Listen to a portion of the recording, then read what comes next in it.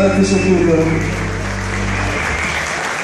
Ben son bir parça teşekkür ediyorum, yüreğinize sağlık. Son bir parça Türkçe söyleyeyim onda. Ahmet Kaya'dan söyleyelim. Sanırım Ahmet Kaya'yı seviyoruz.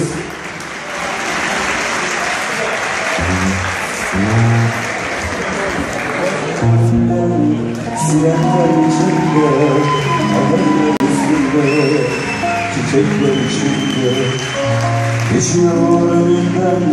Sirenler içinde, haberler üstünde, çiçekler içinde, dudağında yarım bir sevdanın hüznü, aslan gibi göğsü türküler içinde.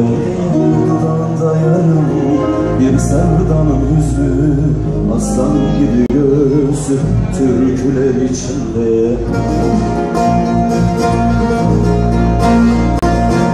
Sardım avluda hep olta atarken, cigara içerken, yahut coğlanırken. Kızlardım avluda hep olta atarken, cigara içerken, yahut coğlanırken. Kimseyle konuşmaz, dağ gibi titrerdi, çocukça sevdi, çiçeği sular. Kimseyle konuşmaz, dağ gibi titrerdi, çocukça sevdi, çiçeği sular.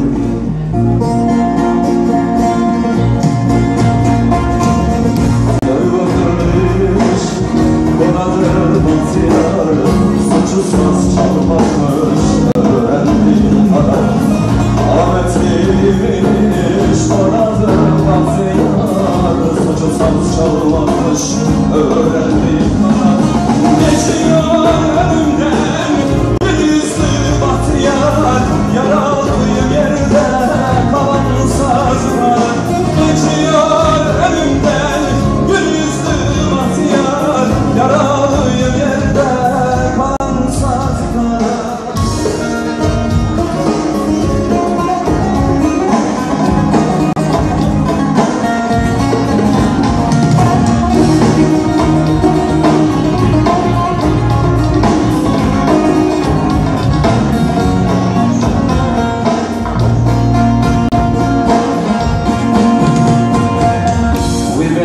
Saldılar, o kaldı içeride. Çok sonra duydum ki Yozgat'ta sürgünde.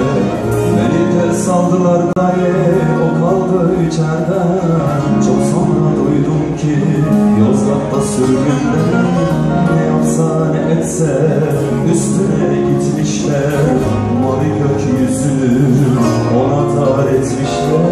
Ne yapsa ne etse üstüne gitmişler, mavi gökyüzünü ona dar etmişler.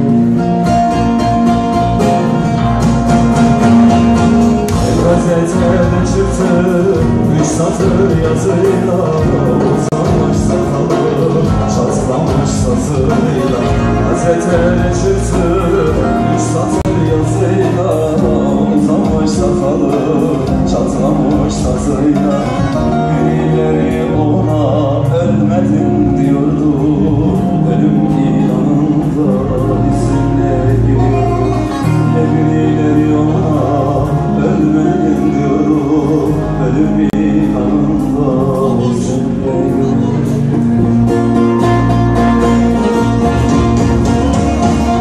Diyarbakırlıymış, orada bahtiyar, suçu saz çalmakmış, öğrendim kar.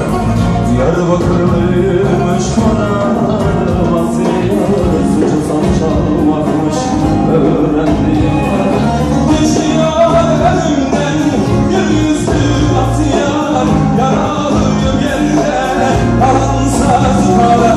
Geçiyor önümden bir yüzlü bahtiyar, yaralıyım yerde kalan sazlar. Selma sana diyoruz, alkışlarınız onun için olsun. Yüreğinize sağlık, teşekkürler. Şenbaş. Evet. Birine sağlık diyoruz. Gerçekten Türkiye'den kalkıp dedi ben geleceğim, katılacağım ve desteğimi sunacağım. Güçlü alkışlarınız tekrar onun için olsun diyoruz. İnşallah yine bir gün güzel ve mutlu bir yerde sizinle beraber oluruz.